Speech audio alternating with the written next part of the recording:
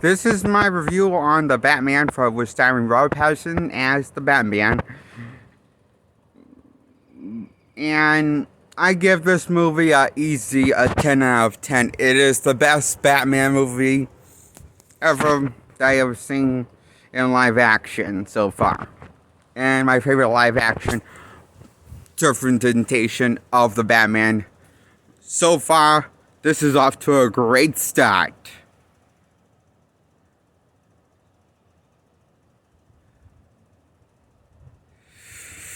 What took the world so long to make a good Batman movie like this one?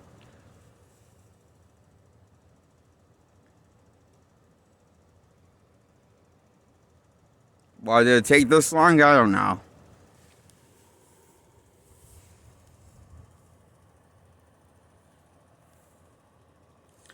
So, Robin Pattinson's portrayal on the Batman actually is pretty much the first Batman that does have his no kill rule in live actions, and not okaying with just and not even okaying with letting people die.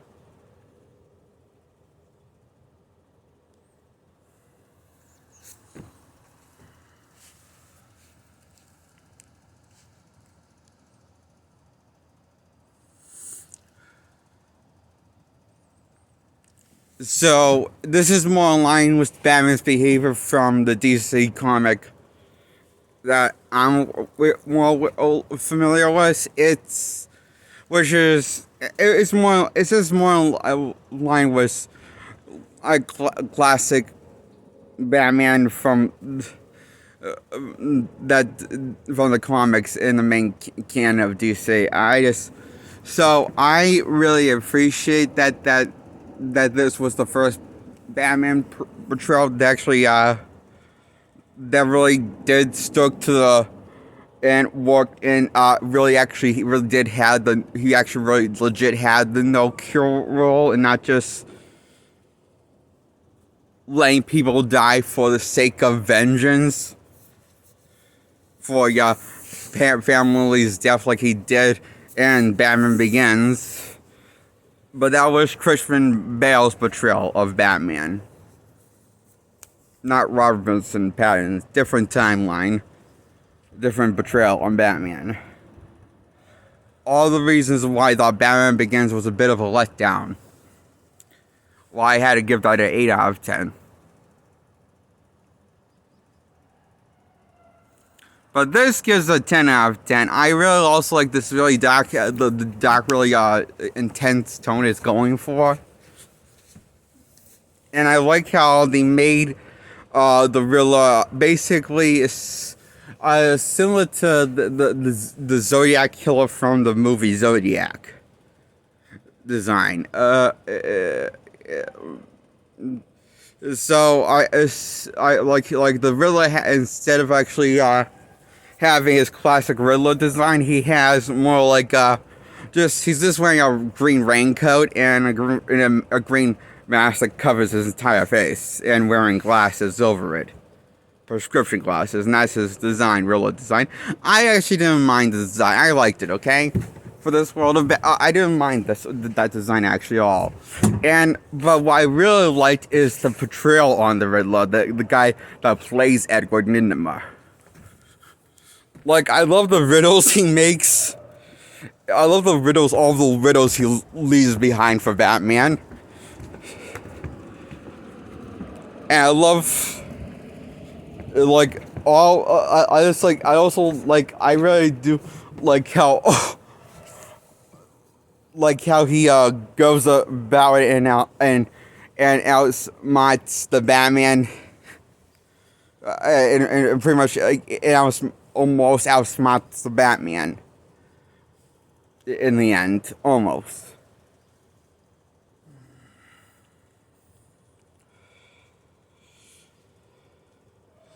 And I really also like the design on Robert Pattinson's costume, especially the mask I liked. like I like how he actually looks. He actually looks like a dude dressed like a bat.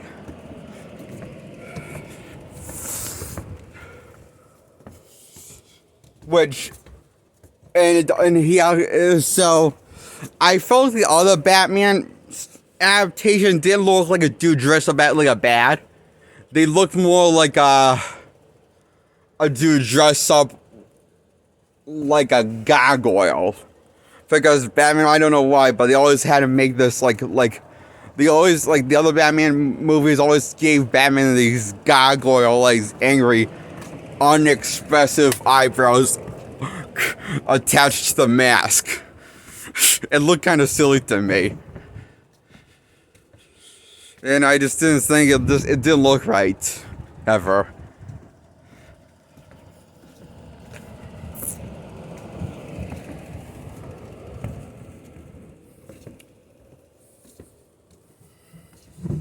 I mean, I know Batman, I know, yeah, Batman does have, like, eyebrows over his mask to express himself in the comics, but that works in the comics when you can draw it into cartoon, not when you have to translate in live action.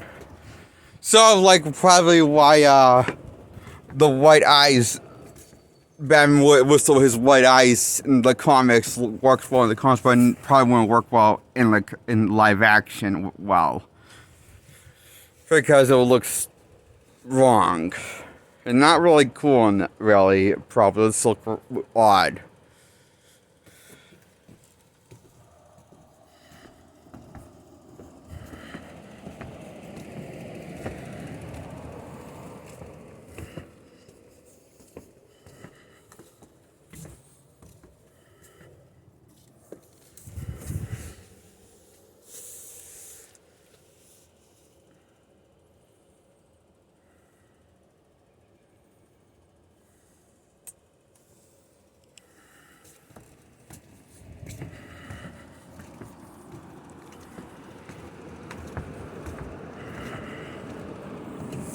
So yeah, I also really like the plot and the plot unfolding, and I like how Batman has he actually grows a little as a character. I like that also. He grows a little bit as a hero by the end, and learns to become an even better, and learns to accept that he's probably not the he realized he hasn't had the effect on Gotham the one what he's been hoping to have. So he needs to be basically needs to stop coming across as such a nut. An angry nut to everybody, and douche.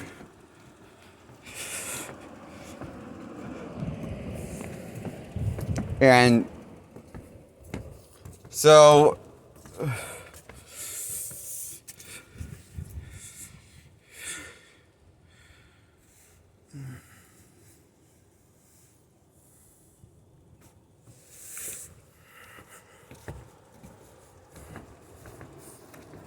yeah, and that's what that's what he learns after this song basically stole Batman's line from earlier in the film when he called himself Vengeance.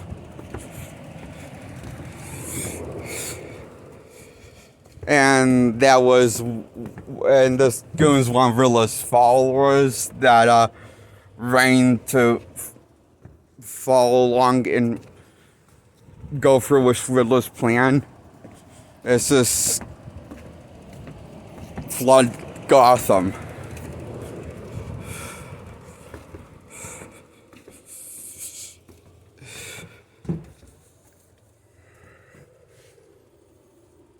And also killed the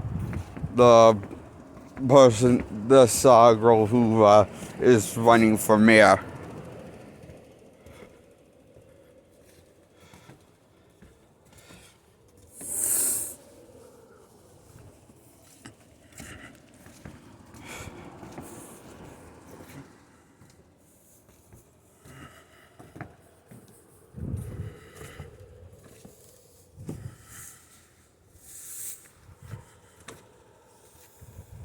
And I like Colin Farrell's portrayal and his look, the design look on the penguin, and I thought it was very I thought that was a good looking fat suit. He in a prosthetic he wears on the for the role of the penguin. I didn't know that I didn't know like I didn't know if that was how much that was. I didn't know. I just didn't know he was going to be that good as the penguin.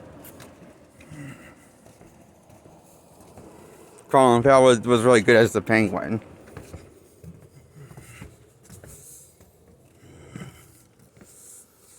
What I really liked about this movie, this really does like capture the theatrical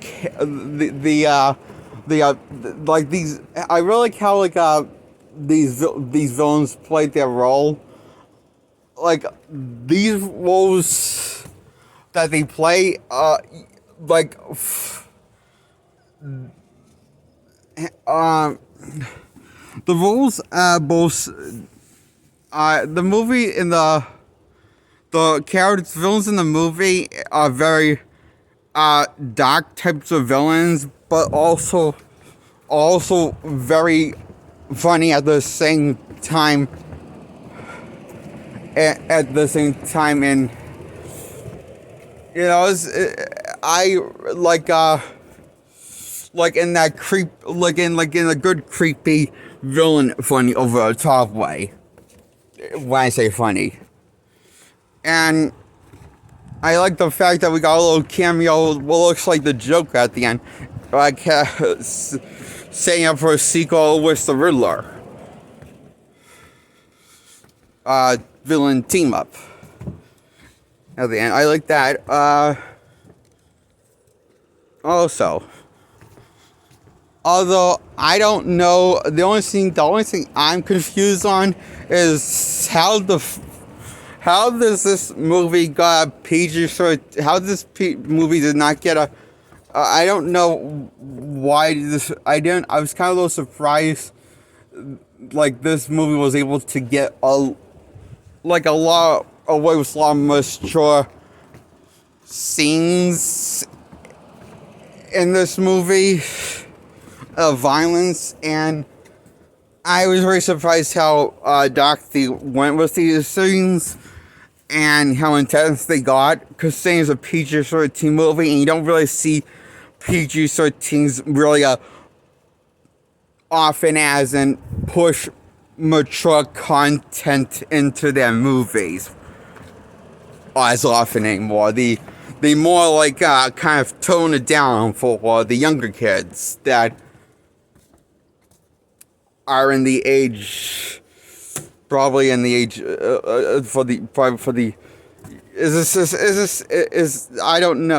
I don't know why, but I feel like a PG-13. I feel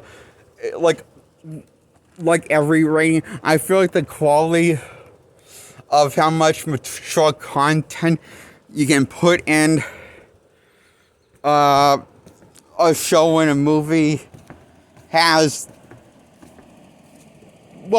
decreased over the years and doesn't happen as often. Not just with PG-13, but with any rating, pretty much. I feel like it's like they do with R movies, PG movies, and if I don't know if G movies are remade anymore. I don't remember when was the last G movie I heard of that was rated G. So, come to think of it, Are G movies still coming out now? I don't know. Rated G movies, you know? Versus rated R movies and rated PG-13 movies and rated PG movies. Besides PG-13 movies. So what I'm trying to say is, I'm very surprised given this modern Batman is actually the darkest, has like the darkest violence things in Batman movies in live actions Burton had the license. Burton took a shot at doing Batman with the Batman license. With Warner Brothers since I'm really liking how this is like has like the darkest scenes in any Batman live action. Like intense scenes in terms of mature content, and it's not afraid to go PG-13 with its rating and really deliver it and make it feel like it's a PG-13 mature movie.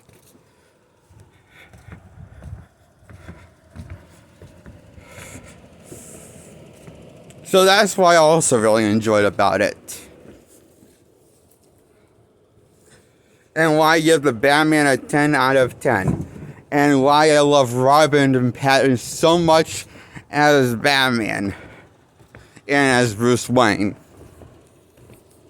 persona. And I like Andy Serkis as Alfred too. In this movie. Everyone did a great job, I thought. Even the side characters, I thought.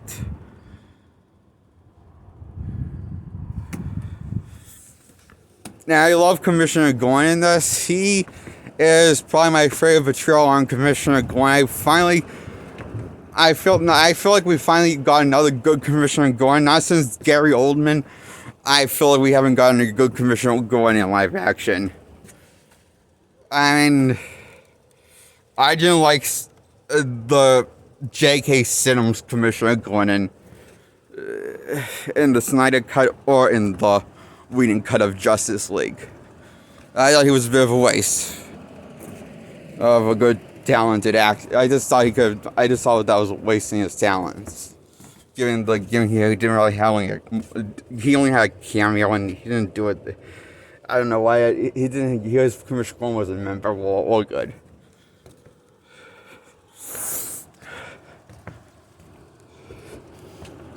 So yeah, Gary Oldman, I like his Commissioner Gordon in the Nolan films. That was one good thing that was good about Nolan films. Was Gary Oldman's Commissioner Gordon. That was one good thing always about the Nolan Batman trilogy. And I'm glad that we got another good Commissioner Gordon to help Batman out with the case on Riddler. And I like how I like how this is Batman movie shows more of the detective work that Batman goes through trial and error of trying to figure out the next missing puzzle and of Riddler's game. And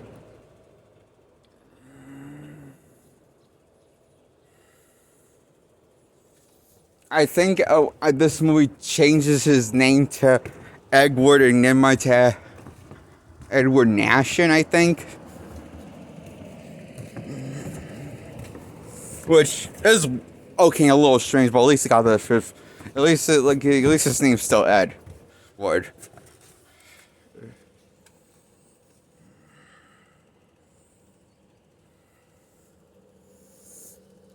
So I really dig this movie a lot. And I love the design of the Batmobile and all of Batman's gadgets. And the designs on his Rose Gallery in his world of Gotham City. And I love how it looks like it's torn. It looks it looks like a city that needs saving, and it looks like a city that needs Batman saving. And like, I like how this movie does a good job setting up like that Batman may be kind of doing more harm than good, considering he's always acting like a crazy person.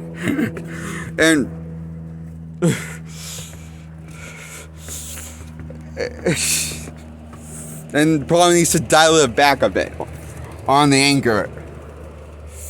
Probably.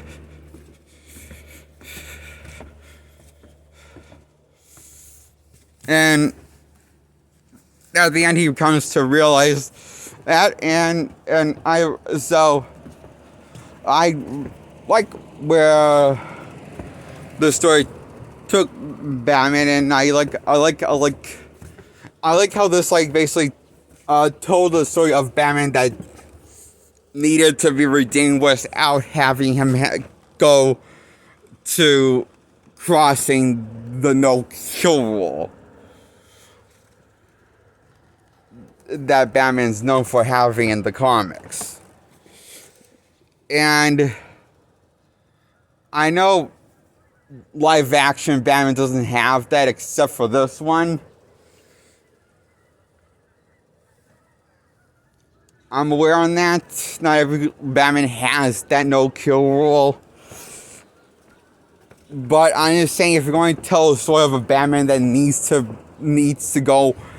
be redeemed, that's not past redemption, I think it might be best not to have that Batman commit murder.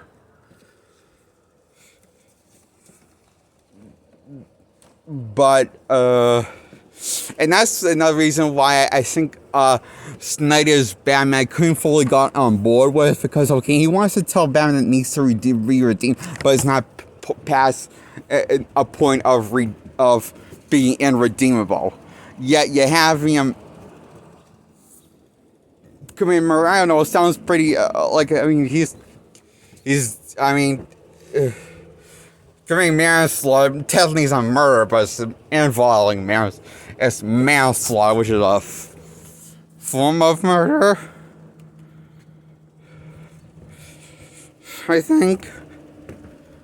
I don't know. It's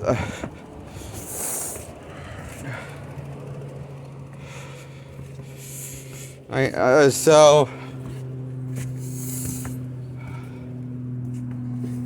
And that's why I really like the Batman a lot, and all the reason why I really like Rob Pattinson's Batman more,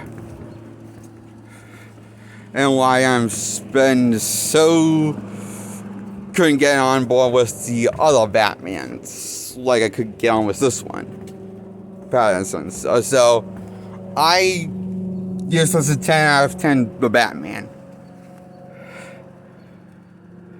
Why I give it a 10 out of 10 is for these reasons. Why I really like the Batman a lot. And like this video, if you like this video, hit the thumbs up, and then hit subscribe, and hit the bell to get subscribed. Hit both. Okay, goodbye.